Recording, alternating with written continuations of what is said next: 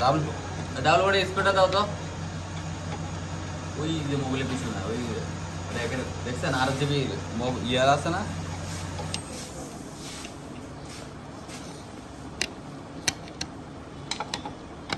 ABS কাজও করছে কেমন? হ্যাঁ এ ভাই আপনার ABS কাজও করছে না? বেরিং এর চুরি ভাঙে পড়তেছে। এই অবস্থায় ABS কাজও করছে কর, মানে এটা কি ফাজলাম? ABS তো পুরো দেখি এরা দিছ।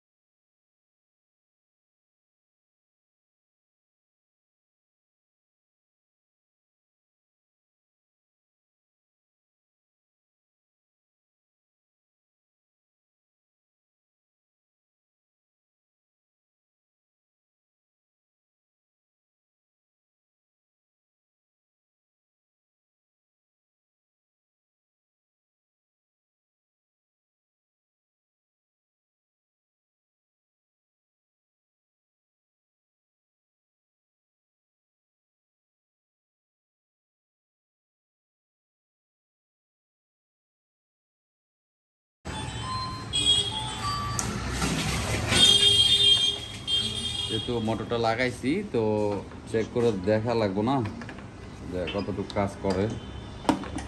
এদিকে তাকান, এই যে পিছনটা কই, ভাঙ্গাটা কই? আসছে না না, আগে এটা ছিল এই যে বেরিং ভাঙ্গা, এটা পুরো সিজ অবস্থা, বেরিং নাই মাথায় কাজ করে। এটা ভিতরে বেরিং ছিল, এটা ভেঙে গেছে, তারপরও এটা কেমন জানি এটা কাজ করছে, এই হচ্ছে অবস্থা। তো যাই আমার কাছে ছিল একটা ছিল, তো এটা লাগানো হয়েছে, এটা আরেকটা লাগানো হয়েছে, দেখা যাক এটা কাজ করে কিনা। কত 60 থাকতে হবে।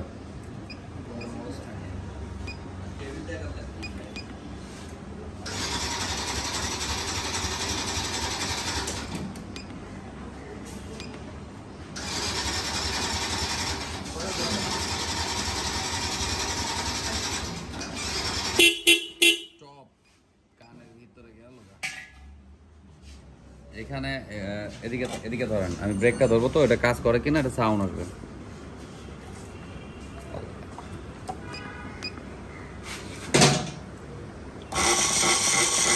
ও সেই সেই সেই স্পিড, কাছে ধরেন, সাউন্ডটা নেন। জ্যাক আর কমপ্লিট হয়েছে, আশা করি এটা কাজ চলতেছে এবং সাউন্ড শুনতে পারছেন।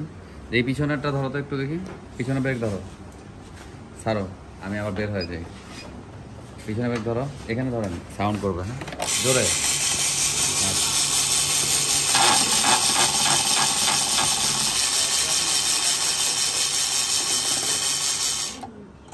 যাই হোক অবশ্যই সেটা কমপ্লিট করলাম। যাই হোক এবিএসের এই যে প্রবলেম ছিল তো আপনাদের দেখাইলাম।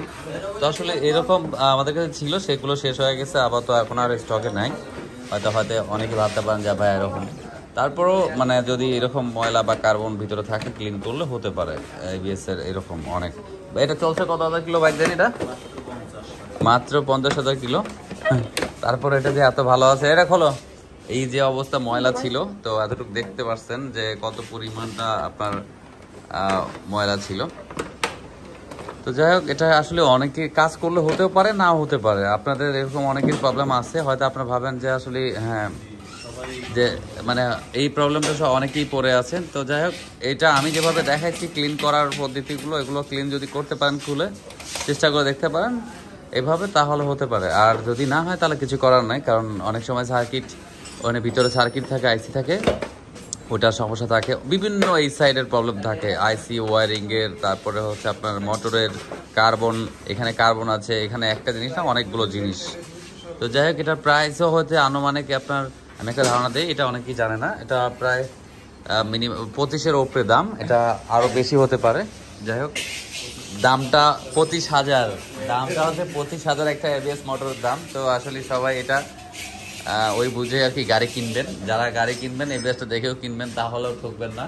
হ্যাঁ, তো যাই হোক আশা করি ভিডিওটা শেয়ার করবেন, লাইক দেবেন, সাবস্ক্রাইব করবেন, ভালো থাকবেন, সুস্থ থাকবেন, আল্লাহ হাফেজ।